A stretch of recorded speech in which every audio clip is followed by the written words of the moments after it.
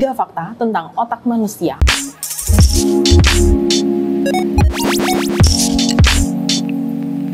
Siapa bilang kecanggihan teknologi yang kita punya hari ini lantas menunjukkan tingkat kecerdasan otak manusia? Jumlah pencarian di browser kita pun juga kemudian nggak semata-mata menunjukkan tingkat kecerdasan kita loh ya. Ya sih, tergantung yang dicari apa kan. Nah teman-teman, itu kenapa kita juga mesti bijak-bijak memilih konten apa yang kita konsumsi, konten apa yang kita kasih buat otak kita. Karena yang namanya otak manusia itu nggak bisa loh cuma didiemin gitu ya, dibiarin nongkrong di sini, terus nggak diapa-apain, cuma diisi dengan konten yang kaleng-kaleng, terus dia bisa berkembang dengan sendirinya gitu. Nggak bisa ya.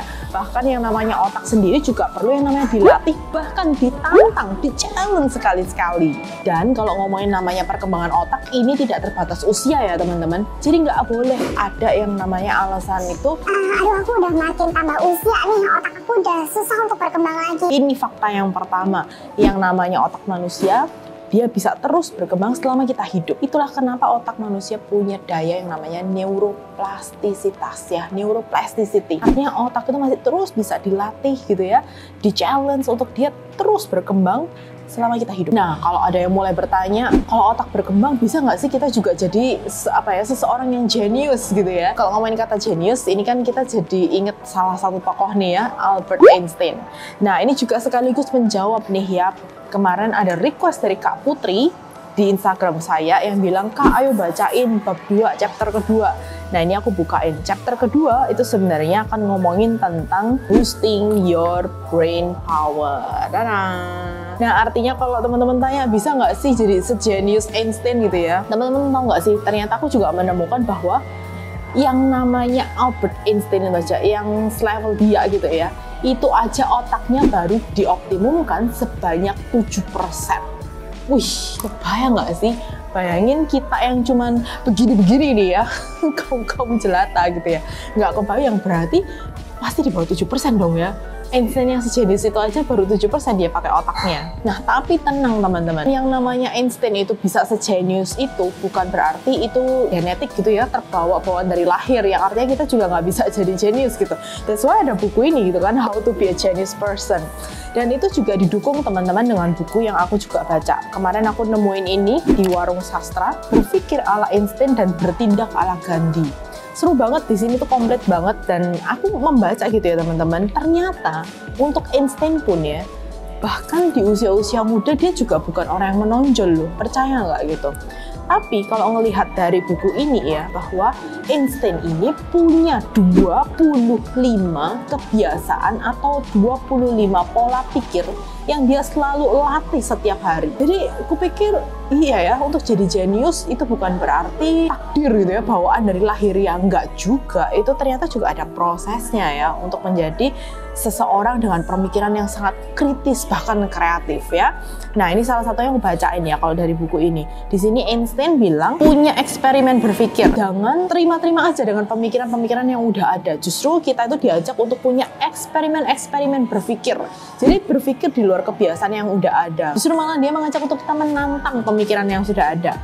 Lalu kemudian ada berpikir universal gitu kan, berpikir literal. Ini nih bahan-bahan dasar untuk kita berpikir kreatif. Si tidak takut berpikir besar, membiarkan pikiran tetap terbuka gitu ya, memahami kinerja pikiran sendiri. Si banyak banget kan gitu. Berkat latihan ya teman-teman ya, untuk bisa jadi jenius seperti Einstein. Nah kalau kamu kepingin juga aku bacain buku ini, boleh tulis di kolom komen ya. Yes, tolong dong Kak bacain buku ini juga gitu ya. Nanti kita akan bikin satu sesi video sendiri untuk kita mengulik buku ini. Oke? Nah teman-teman, ngomongin masalah mitos tadi tuh ya, konon katanya Einstein hanya pakai otaknya 7%. Ternyata setelah aku cek, ternyata itu hanyalah sebuah mitos ya. Tapi bukan berarti kemudian nggak ada perbedaan nih antara otak Einstein dengan otak manusia pada umumnya. Percaya nggak? Ternyata otak Einstein itu setelah Einstein nggak ada, otak itu dimasukin dalam sebuah museum nih sekarang. Dan ada 2 penelitian besar yang sudah membedah otak itu tuh. Kemudian dibedain dengan otak manusia pria rata-rata. Dan ternyata yang menakjubkan adalah otak Einstein punya sel-sel neuron dan sel-sel glia jauh lebih banyak daripada otak manusia rata-rata. Nah, Ini apa teman-teman sel neuron dan sel glia? Sel neuron atau sel glia ini sebenarnya tercipta atau dibentuk ya di dalam otak kita ketika saat manusia itu rajin belajar sesuatu yang baru, rajin menghubungkan ide-ide yang sudah dia miliki. Nah, dengan begitulah otak itu kemudian membentuk yang namanya jalur-jalur sinaps baru. Nah, itulah cara otak bekerja ya teman-teman.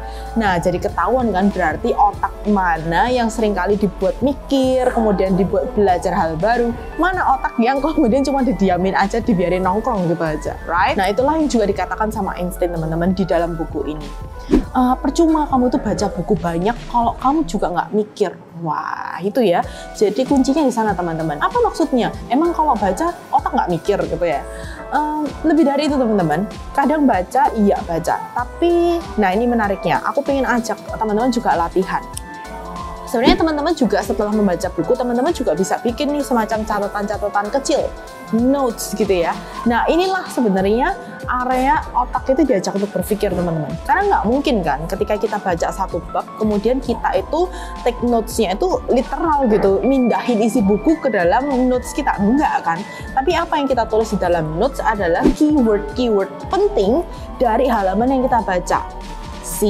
Itu artinya kita sebenarnya sedang mengajak otak kita berlatih. Setelah baca banyak, dan kita cari apa ya sebenarnya poin penting, mana ya poin yang menarik untuk pembelajaran kita hari ini, kemudian kita tuliskan.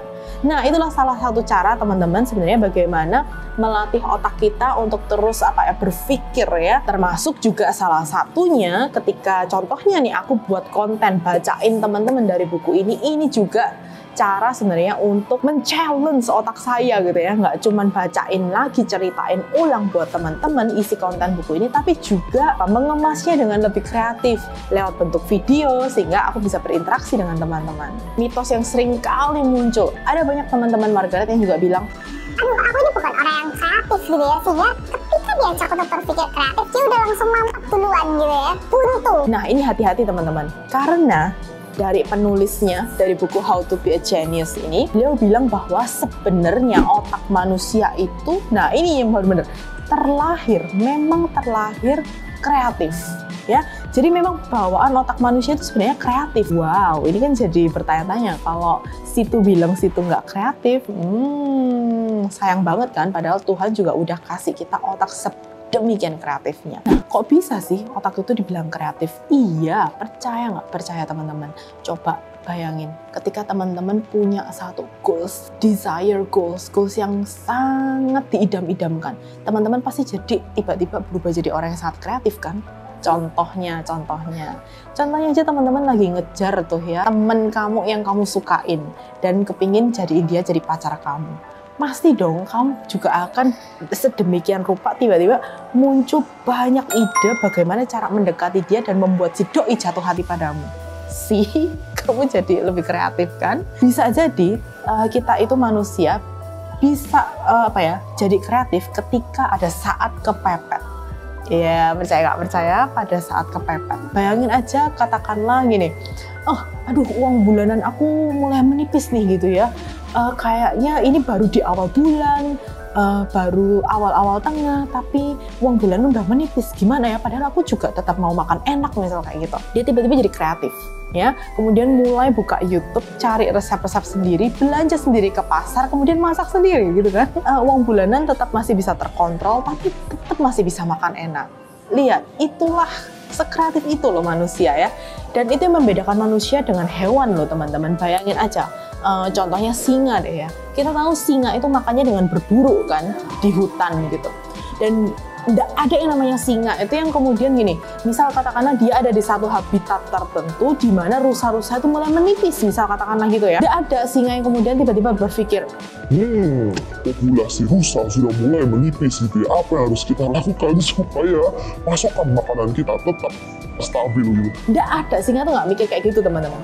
Kalau rusa setempat itu udah mulai menipis, dia pasti akan hijrah pindah ke tempat lain yang ada rusa yang lebih banyak lagi. Bahkan nggak ada juga singa yang kemudian bilang gini, kayak aku punya ide yang lebih baik gitu ya. Sepertinya mungkin kita bisa buat ini nih, daging imitasi. Gitu ya. Kita tahu kan, manusia si manusia sekreatif itu. Bahkan manusia sendiri bisa buat daging imitasi. Si sekreatif itu loh manusia, bahkan daging aja bisa dibuat tiruannya. Jadi itu ya teman-teman, 3 fakta tentang otak manusia. Yang pertama, bahwasannya otak manusia bisa terus berkembang tidak terbatas oleh umur. Yang kedua, kalau mau berkembang tetap perlu yang namanya dilatih atau kemudian bahkan di-challenge. Dan yang ketiga, kalau otak manusia udah mulai berkembang, please, ini nih ajakannya ya, nggak cuman buat mikirin kenikmatan atau keuntungan pribadi semata, tapi kita juga diajak untuk kreatif memikirkan keberlangsungan hidup makhluk di sekitar kita juga. So, kalau kamu curious bagaimana apa aja sih teknik yang bisa kita gunakan untuk tadi itu nge-boosting brain power kita, simak video selanjutnya.